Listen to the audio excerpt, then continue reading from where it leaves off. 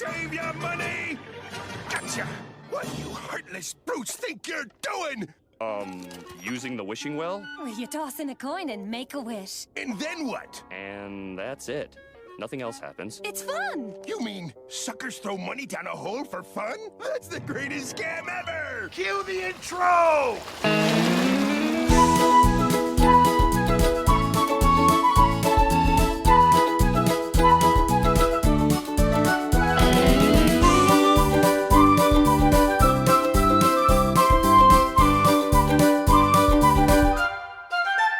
Ahoy, mateys, and welcome aboard to the only podcast that will put a penny for each and every one of you out there in the well for you to have a good day. I'm ready, a SpongePod Squarecast. I'm your host, Captain Eric, and it's a pleasure to welcome you aboard as we continue our sail through the 4th season of SpongeBob SquarePants. Today's episode is Wishing You Well, the second half of the 72nd episode of SpongeBob SquarePants, first premiered on June 2nd, 2006.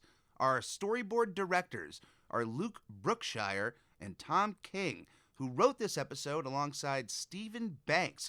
Our animation director is Andrew Overtomb, our technical director is Vincent Waller, and our supervising producer is Paul Tibbett. Yay! I don't know if you would call it fate or destiny, or if there's another word that you would throw this phenomenon under, but this morning on my morning drive, I went to grab my coffee as usual, and I was listening to a podcast that I didn't want to end my drive so soon on. So I decided to drive a little bit around a few of the neighborhoods in the area, and during my drive, in someone's front yard, I came across a wishing well. An actual wishing well, and it was not, and this is the weird part, it was not a decorative wishing well. It was very much right next to the road, and you can stop off, and when you looked into it, there you are, with water. It was a legitimate well in the front of this property. It was a pretty sizable piece of land, so they possibly have some sort of well system going on, which is really nice. But you can also see in some of the sunlight some pennies in this well. Incredible. I've driven around the neighborhoods before, and maybe just this was innocuous and I passed by it a few times and it never really crossed my mind, because there are people who have fake wishing wells in their yards and their front yards, and they're not necessarily actual wells. So this is, a morning before I know I'm going to record this episode, I come across a well that looks like it's a legitimate well, doesn't look like it's filled in, and having the time to stop and look into it, well, no pun intended, I threw a penny in and wished that hopefully today's episode goes well.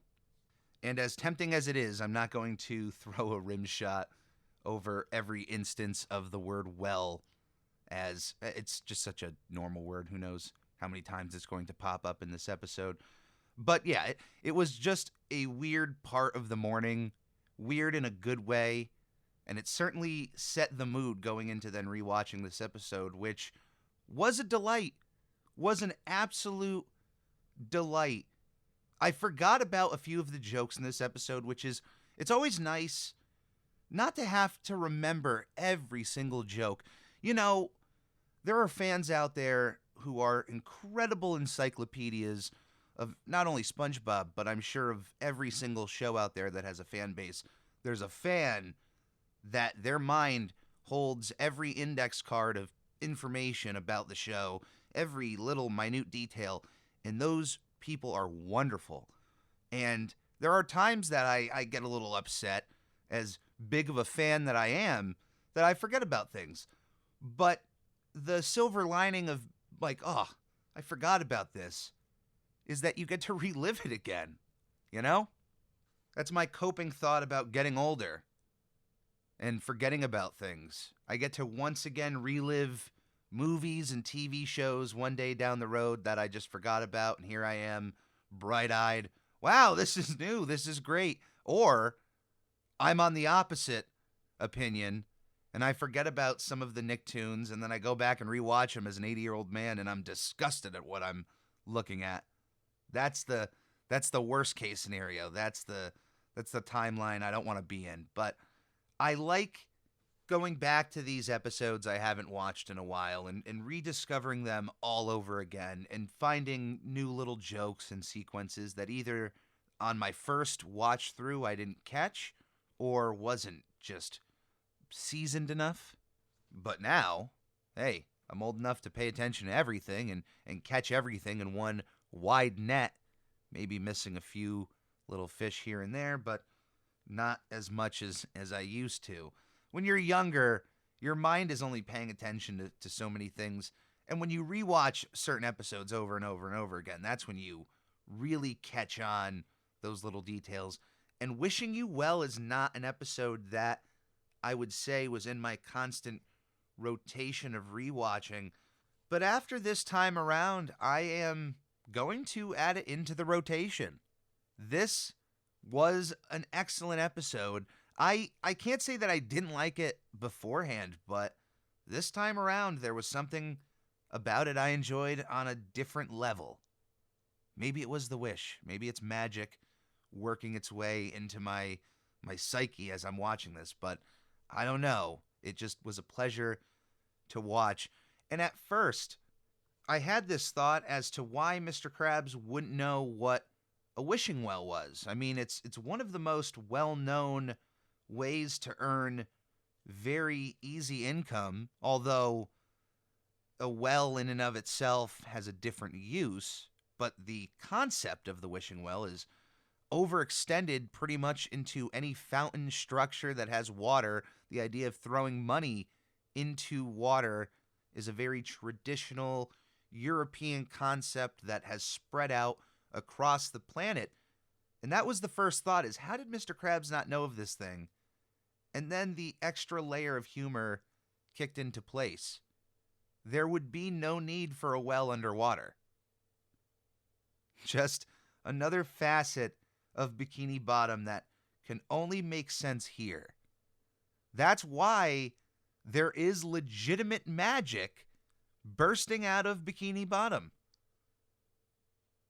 I mean, later on in the series, we would see other forms of magic take its place and other pieces of lore added onto this world to prove that Bikini Bottom itself is a special place. But here we have proof in this episode that there's legitimate magic here. So no wonder there's wells spread out in one place in the ocean, Bikini Bottom. For anyone who happens to not know the point of a well, it's your access to an underground water source. And the bucket with the string is your way to pull up some water. And I feel like there may be those out there who have no idea that that is a thing, because wells are not as prominent in today's day and age as they used to be.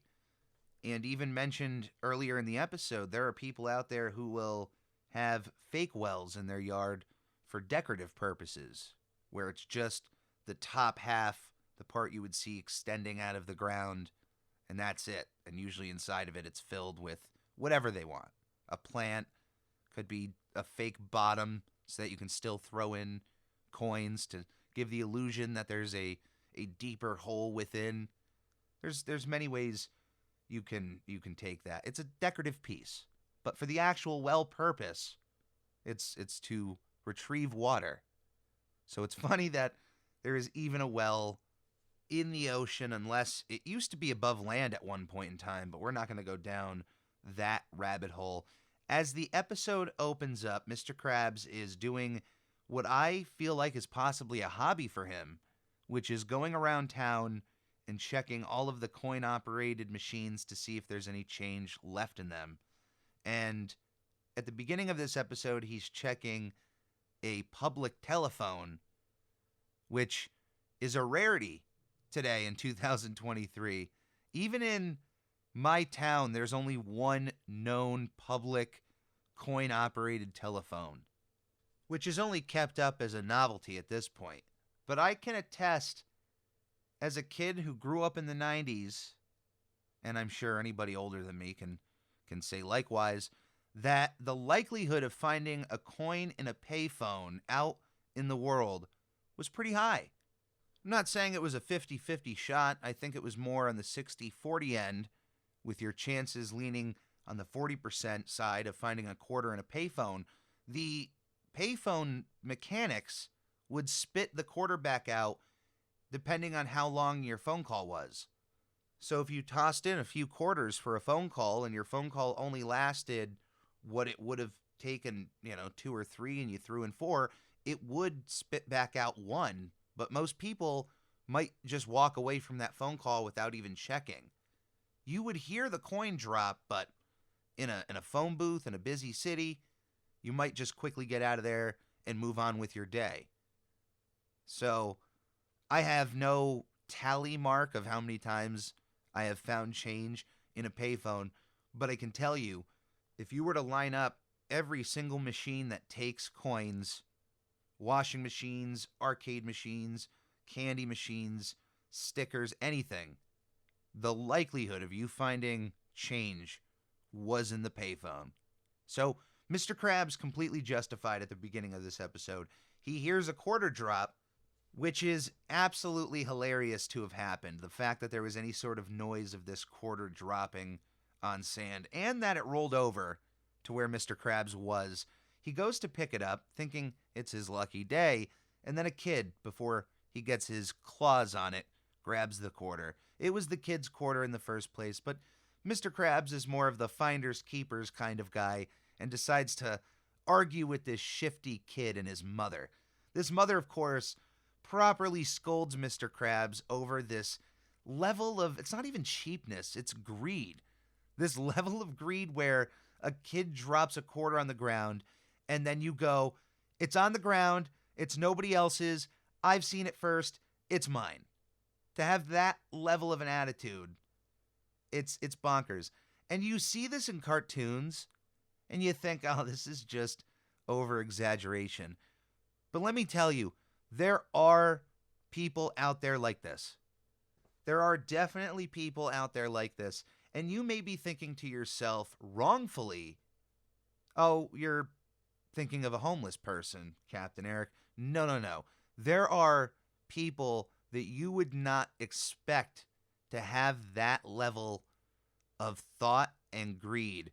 And yet, I have personally witnessed this level of action happen where somebody drops a piece of currency on the ground in a public place and somebody else immediately grabs it near them. Even hanging out in a bar area, somebody dropping $1 and someone else just swiping it, an argument occurs. Hey, that's mine. Tough. Dropped on the ground. I've witnessed it. So to say that this is just a cartoon level act, maybe the idea of an older man arguing with a kid over a quarter on the ground, although I've seen old people argue with kids over chalk drawings in a public parking space. So who's to say these days what old people aren't going to argue with kids over?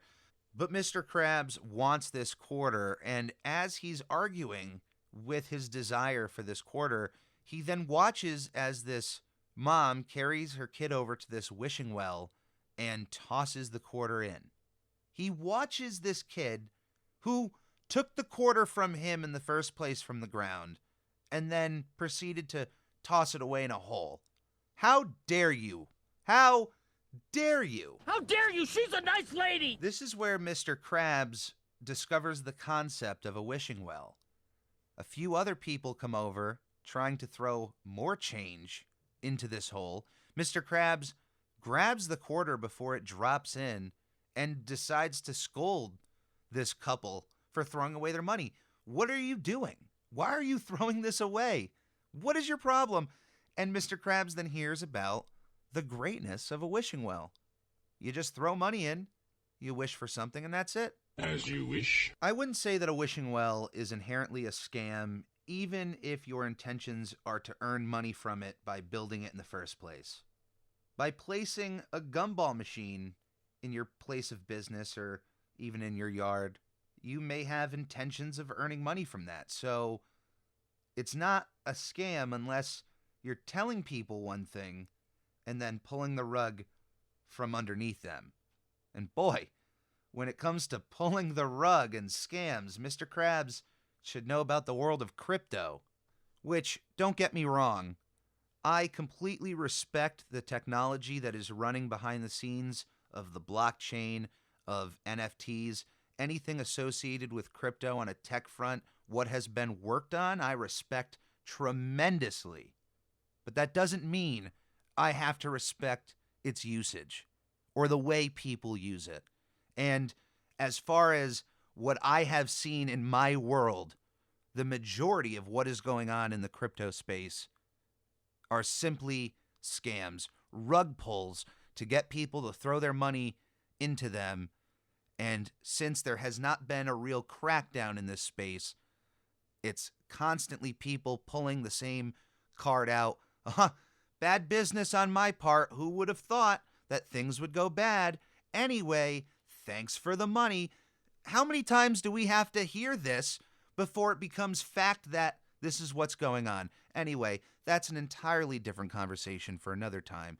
But the point being, if Mr. Krabs wants a real scam, he would start his own cryptocurrency or his own crypto game, Crust Zoo or S-Crust or something. Something like that, and then he would pay Larry the Lobster to promote it or what have you. But that's a real scam. Wishing wells, I don't necessarily think they're a scam. Like I said, even if you build one in your yard and your intention is, I'm going to earn money from this, I mean, it's the choice of the person to throw their money into that hole, which is a nice little metaphor for the cryptocurrency thing I just mentioned, isn't it? It's the responsibility of the person to throw their money into the hole. But there is a difference between a legitimate hole in the ground that you can see where your money is going to and something that you are creating, quote unquote, and promoting as one thing, and then things just disappear. There's a difference there. You can try to create a similarity and go, Captain, you're just giving Mr. Krabs the pass because he's a cartoon. He's on your favorite cartoon. Or you're giving all these wishing well people a pass. They're the real scammers, not the crypto space people. No. Once again, there's a difference between knowing where your money goes and throwing your money away and tossing it into the trust of someone else. Trust me, there's been enough smoke to show off the fire going on over there.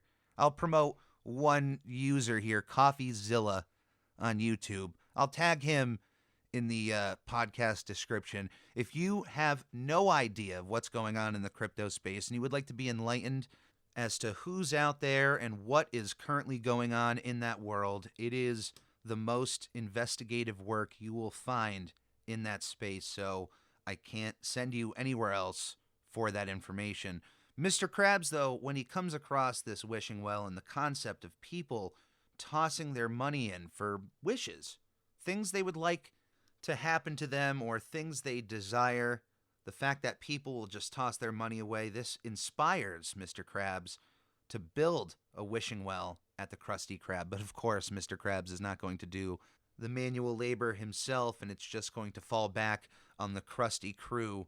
One of my favorite gags in this episode is where Squidward, being Squidward, proclaims something that I think anybody at a job they hate has at least thought to themselves, this job stinks, but at least I'm not digging ditches. And it doesn't have to be that specifically. But if you ever found yourself at a job you dislike, you may have thought to yourself or even said it out loud to a coworker, this isn't good, but at least I'm not doing blank. That's the silver lining of any bad job. There could be a worse one out there. At least you're not doing whatever you deem as terrible. For Squidward, it's digging ditches, which of course immediately happens right afterwards. Of course, Mr. Krabs had to come in with an idea that involved digging a ditch. Oh, this job stinks! But at least I'm not digging ditches. Squidward, SpongeBob, I got a new job for you. As Squidward scoffs at the idea of a wishing well, SpongeBob sings him a melody known as Down the Well, which, in the pantheon of SpongeBob SquarePants songs, is one of the most beautiful ones. It's one of my unsung favorites that, not that I necessarily had forgotten about, but it's a tune that I remember the melody of it more than this actual main part, due to the fact that there's a reprise of this song later on in the episode that reuses the same tune. So anytime I would think of the Well song after watching this episode, I would think of more of the tune than anything else. But this actual first part on its own, Down the Well, is a beautiful, at least, explanation as to why anybody would even want to throw away a penny into a piece of water. Now, the idea of throwing money or any sort of currency or tribute into water is a European idea that started out a long, long, long time ago with the idea that water itself is sacred. It's life. It's a pool where there could be good and there could be bad. So by tributing your armor, your weapons, your money, something that you had on you, into the water, it was to keep you safe. And that idea spread out through the world. I think the concept of tossing currency into the water was just simple enough to attract more of an audience for that concept that even goes beyond wishing wells. I'm sure anyone listening to this can think of another place, a fountain or a pool of water where there's just money thrown. And it's not necessarily a wishing well, but people will still throw a penny into that fountain and make a wish. It is still that core concept that lives on to this day of throwing a piece of tribute into a body of water. And for some, that wish may be something personal. It may be a wish for others, and it may be a general wish for the world. I wish for world peace. How do we get there? What does that mean? But that's the magic that people have. It's the beauty that somebody desires that, which is a little bit of what SpongeBob's song was about. Take a penny and some magic, even though your life is tragic, you can throw all your dreams down the well. And can't not say that I haven't been there, where you're feeling very down and out, you find yourself near a fountain, and you just toss in a penny. Hey, what's the harm? It's a 50-50 shot, and it's more of a placebo effect than anything else, especially if you're looking for something personal. If you're looking for a better day, or if you're looking for something specific to happen, it could be something subjective, and then when it does, my wish came true, and it's that feeling that we hold inside of us. That's the magic. That's the real magic. It's the optimism. It's the hope. That is always, at any point in life, going to be magic for you. It can get you through some very tough times, and even when you don't necessarily need it, it's just good to have because you can help spread that out to others who do.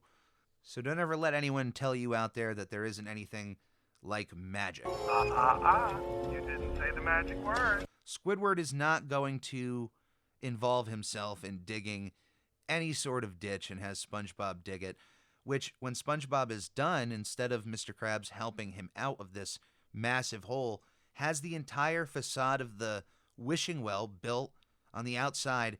For some reason, in the back of the Krusty Krab, you would think maybe closer to the road would be smarter. I mean, that's where the wishing well this morning got me. It was very accessible, right next to the road, and got a penny out of me, so job well done. But he builds it in the back, and he leaves SpongeBob in the hole, which isn't really smart. I mean, it worked out for us as the viewer because the entire episode pretty much kept itself at the wishing well. But Mr. Krabs at that earlier wishing well didn't just take that money because he couldn't fit his poop deck into the hole. He was a bigger crab, and there was all of this money already sitting at the bottom there. So very clearly nobody is stealing it other than the desire of Mr. Krabs wanting to. So why not just let SpongeBob out of that wishing well and let it fill up a little bit, and then take the money out. But the excitement, the one idea I can be okay with in this is that Mr. Krabs' excitement about now having his own is enough for him that I need every single quarter that drops down there immediately. I can't let it pool up in any way. I can't let a little pile of coins sit down there. Somebody else could steal it, so I need somebody down there at all times to make sure that my change is good. So under that notion, I think it's actually funny. And then, of course, yeah, we get to spend the entire episode down the well, which ends up being a good thing because as soon as this well is up and running, there are already people waiting to throw their coins in for their wishes. Sandy throws in a nickel for a microscope that works underwater. Plankton comes by, throws in a penny to become taller, tall enough for him to crush his enemies. And Mrs. Puff even comes by to throw in 2 pennies for a new car. She wants to be a hot rod mama. Patrick ends up thinking it's somewhat of a garbage can, throwing in a cup of soda or a milkshake, whatever he was drinking. And after hearing the voice of SpongeBob telling him the directions on how to use the wishing well, he doesn't necessarily know that SpongeBob is down in there, but he hears him. He takes out a coin and doesn't let go of it, but is told to toss it into the well, which then tosses Patrick into the well himself, though his wish was for SpongeBob to actually be there to see this. So, in and of itself, he got his wish. It did work. And on top of that, for me, it's an incredibly smart way to get these two together. It's not too convoluted for someone like Patrick to be told to toss a coin, but then not to be told you have to let go of the coin. He held on to it. He got his wish. Everything worked out. But now they're stuck down in this well for 6.5 hours, or for however long his shift was. And after Mr. Krabs comes to collect the measly 8 cents that has been collected in this wishing well thus far, he still does not want to take SpongeBob out of the well and decides to keep him in there even longer.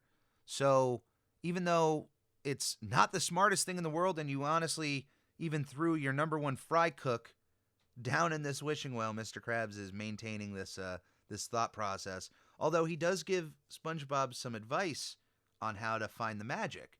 You have to believe hard enough and dig deep enough. That's when your wishes will come true. It's adorable, though, that is SpongeBob's one concern. It's that all of the wishes that have been thrown in thus far come true. It's not really about his safety or getting out of the well or even feeding Gary in that matter. It's about all of these wishes in this moment. SpongeBob's always about in the moment. I'm kind of like that myself, so maybe that's why I've attracted myself to this character so much. We're very much in the moment kind of people. We don't think 2 or 3 or 4 steps ahead. It's about the 1 or 2 steps.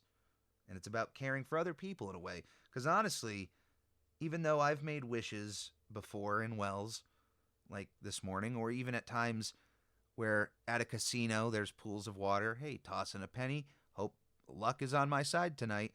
It's not even for personal, selfish means. Because if I were to earn a nice level of income or make a certain amount of money at the casino in a gamble, I wouldn't even necessarily use that money for myself at first. The 2 people I think of are my mom and dad, who have spent so much time and money throughout their lives to make sure that I've been taken care of through emergencies and even through non-essential necessities. My parents have always been there. So anytime that I make a wish for monetary purposes, hey, I would love $1 million. Toss that penny in the well or in the fountain at the casino. It's not even 100% for me. I want to be that person to give back. And that's honestly what I end up trying to do creatively in the first place. I've soaked in all of these cartoons, all this information, all of this love, and I want to give it back in some way. And whether or not it's a podcast or a painting that you can hand off to somebody and make their day, that's what it's all about. I love making others feel good. I very much feel like SpongeBob in this situation, where it's all about everyone else's wishes and not necessarily what I would wish about. But after hearing of the advice to dig even deeper, SpongeBob and Patrick take that literally and decide to spend their time, now that they're stuck in this well, to dig even deeper to find whatever magic it is they're looking for. We have a reprisal of Down the Well, which was written by Luke Brookshire and Tom King, and of course, performed by Tom Kenny. And the reprisal is nice, but I honestly think that ends up covering up the beauty of the first part of Down the Well, because that's what you end up being left with, and for me, it ended up being the tune. So it's not to say that there isn't any beautiful moments of this second part, but what's nice about this second part is all of the visuals of only during this song is when the well is expanded. You see SpongeBob and Patrick going from 2 shovels to essentially a dozer-level construction equipment, underground digging system of cranes and pulleys and dozers and all this stuff going on as SpongeBob is singing, which I was referencing the dozers from Fraggle Rock for those who remember that show, or even the new one that's on, I think, Apple Plus. But Fraggle Rock has these characters that are just building their construction underground, making tunnels, and they're always working. And that was a bit of a reminder here in this episode. I wonder if that was a bit of an inspiration behind SpongeBob and Patrick's construction here. But this part of the song, it's still nice, but I prefer the first half of Down the Well. But once we are back, once the song is over, to the normal size of the well, SpongeBob and Patrick have clearly dug a little deeper, and a crack is now in the ground, and emanating from this is a yellow glow and some sparkles. If you were ever to tell me a place in the ground of where magic is coming from and it looked like that, if there was a glow like that, like opening up the suitcase from Pulp Fiction, you'd have to believe it's some kind of magic, right? I mean, you would want to dig a little deeper just to see what the source of the light is. But unless you're in Maine, don't dig in the hole. If you're in Maine, don't dig any further if you see lights. That's not a good thing. I have read enough Stephen King books. That's a lie. I haven't read any, but I know about a ton of Stephen King books, and I've watched a ton of Stephen King movies to know that when you see any sort of lights in Maine, don't go near them. Stay away from them. But if you're outside of Maine and you see lights in the ground, I mean, maybe don't dig. You shouldn't do that. Get a professional out there. Don't mess around with magic and stuff like that. But the whole point is when you're digging and all of a sudden, boom, there's sparkles and glitter and lights, maybe you've struck magic. Just saying.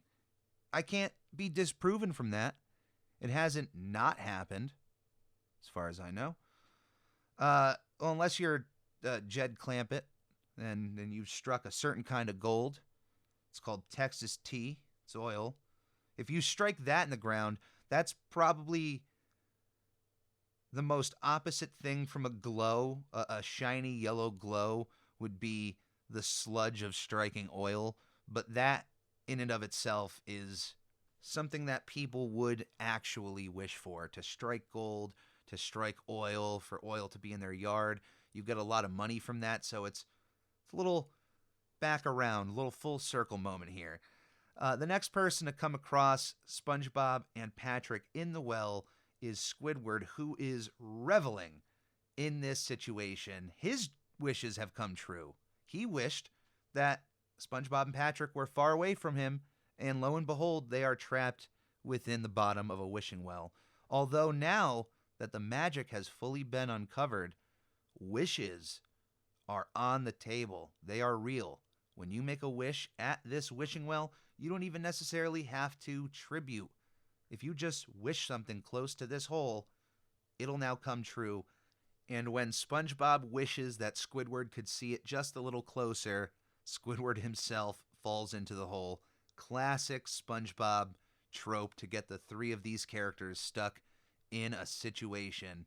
One that Squidward tries to climb out of just like Bruce Wayne does in The Dark Knight Rises, climbing without a harness on this rock structure. Although Squidward is not as lucky as Bruce was without the harness and falls back down into the well where Squidward claims to be suffering from an extreme case of claustrophobia, which if you're claustrophobic, it means that you have a fear of a confined space, being in something tight and small and being stuck there. That's an important piece of the fear, is the stuck part.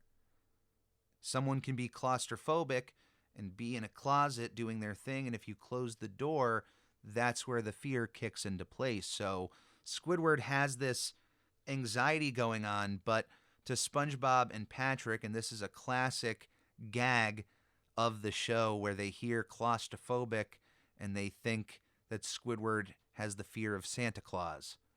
So while SpongeBob is very supportive of Squidward's fear, Patrick wants to scare Squidward. Maybe if you had more upper arm strength. Yeah, you should work out more. Well, why don't I just start right now? After all, I got a couple of dumbbells right here. I don't get it. If you don't stand so close, you're making me claustrophobic. What does claustrophobic mean? It means he's afraid of Santa Claus. No, it doesn't. Ho, ho, ho! Stop it, Patrick, you're scaring him! Ho, ho, ho! It's almost like someone made a wish of a machine gun of SpongeBob jokes, because almost after this entire confrontation about being afraid of Santa Claus, we get a visual "your elbow is in my ribs" gag, which the up-close shot of the ribs I even forgot existed, and it's a beautiful shot of a plate of ribs, but we also get a callback to a classic SpongeBob gag of somebody stepping into potato salad.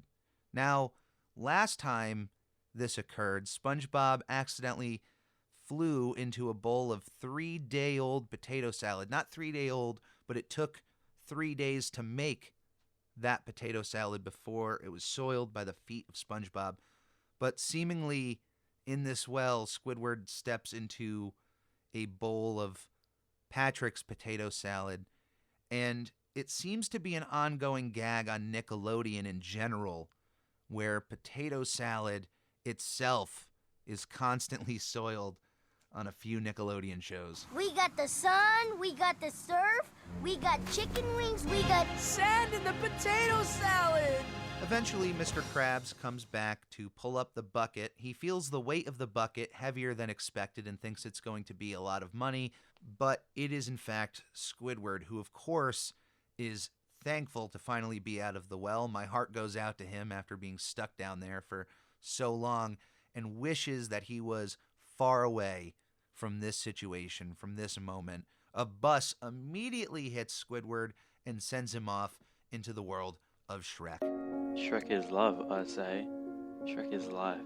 Right after Squidward is gone, we get a gauntlet of the characters who have previously made wishes in the well before, showcasing how their wishes have now come true. Sandy has a microscope that now works underwater. Mrs. Puff shows up with a hot rod, which for both of them must have been a crazy situation to throw in a nickel and 2 pennies respectively, and then to wake up to a telescope and then a hot rod. Mrs. Puff paid 2 pennies for a hot rod. So she has every right to be as happy as she is and drives away. But then we get the final part of this episode, which is Plankton. And I feel like this episode had to have inspired in some way behind the scenes the creation of the video game Creature from the Krusty Krab, as that game was coming out later on in this year and featured Plankton in a dream where he was really tall. Oh wait, that was from the Dreaming episode. That was a dream Plankton always had. What am I saying? But that game also featured a lot of hot rod usage and that whole thing. So in this moment when I see the hot rod and then I see Plankton when he comes into frame, I immediately thought of Creature from the Krusty Krab. But Plankton shows up as a big being. I don't want to call him a giant, but he is giant enough to start toppling over a few buildings in Bikini Bottom. But what was really interesting to see is that Plankton wished for him to crush his enemies. And he came then across and said good morning to Mr. Krabs and SpongeBob.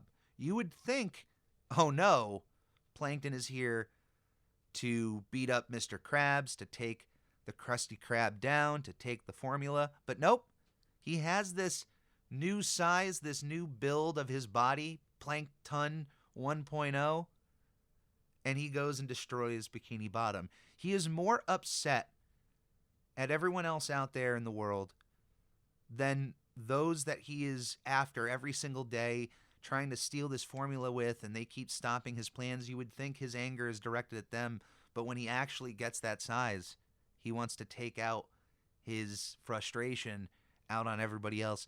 There's something really deep and interesting there. It's kind of like that whole idea of the Joker not wanting to really take down Batman because then he would just be bored. He likes the fight. He likes the dynamic. I think in a way Plankton likes the fight.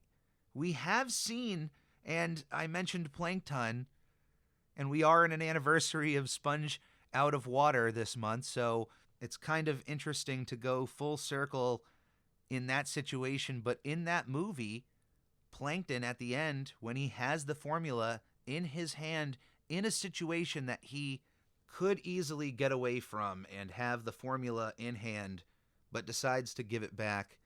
It's interesting how these two episodes, that movie and this episode, has this moment where Plankton has this bigger stature, has this body, is towering over these other characters, but decides to not necessarily do the right thing in this episode. But you can see that Plankton's heart is with these characters somewhere.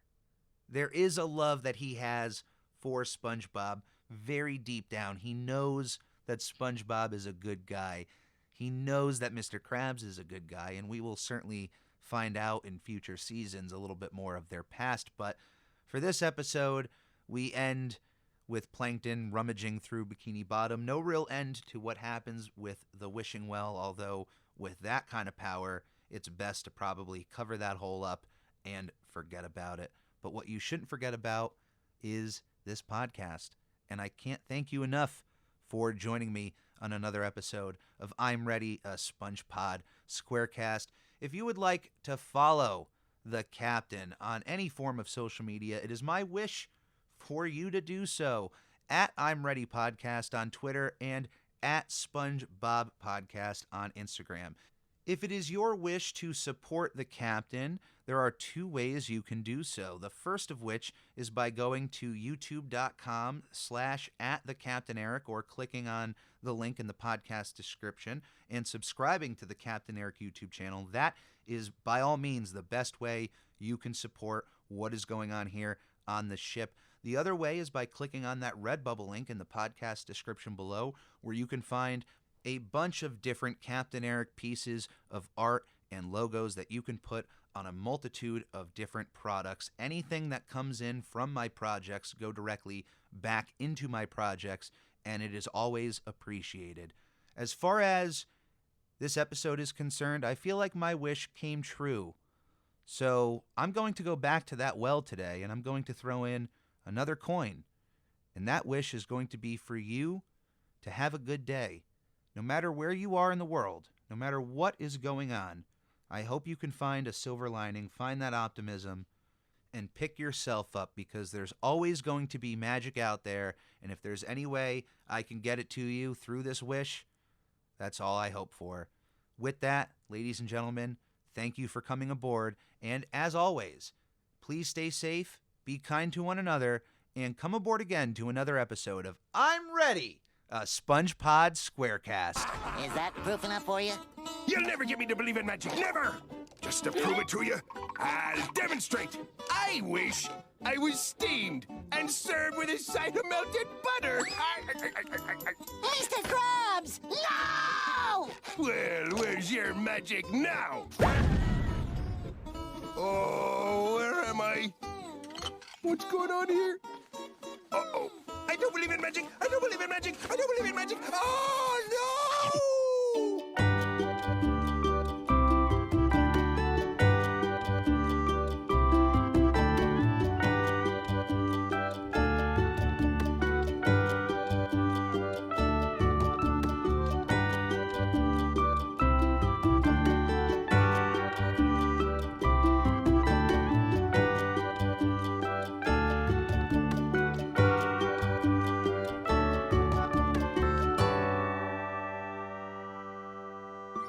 Go home and trash your own beach, kooks. They got sand in the potato salad. I see you guys are making friends too. They got sand in the potato salad.